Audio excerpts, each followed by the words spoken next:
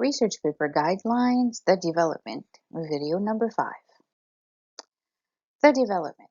So, you should have a minimum of 3 development paragraphs to support your thesis. Each paragraph has to begin with a topic sentence to clearly announce your topic to your reader.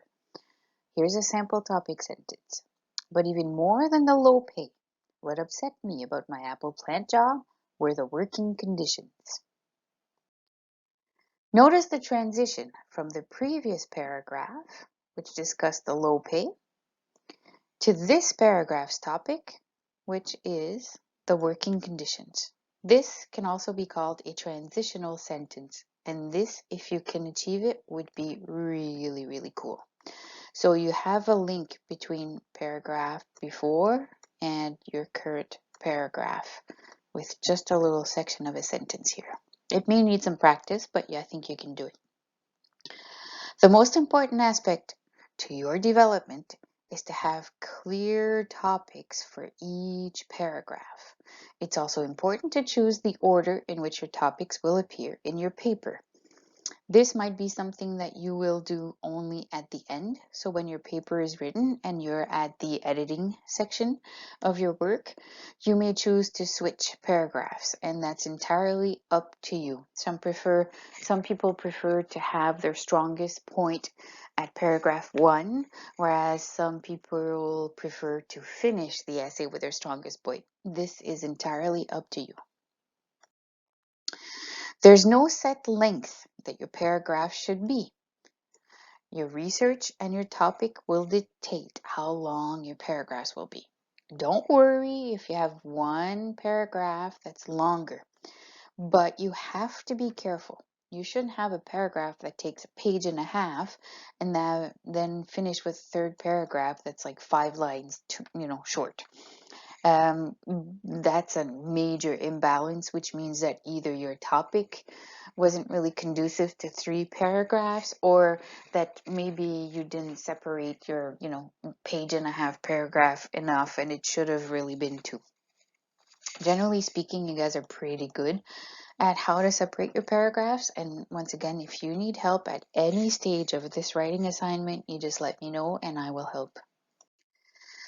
Here's an example of a strong paragraph. The topic is, in my opinion, extremely boring, but it doesn't matter. It gives you an idea of what we're trying to do here. So, this essay is about what strategies you consider to be useful in producing a good essay assignment. Topic sentence. Another important step in producing a good assignment is to draft and then revise the essay several times. So I know by looking at this that this paragraph will be discussing drafting and it will be discussing revising. So I know what I'm getting into when I'm going to read the rest of this paragraph. That's what your topic sentence does.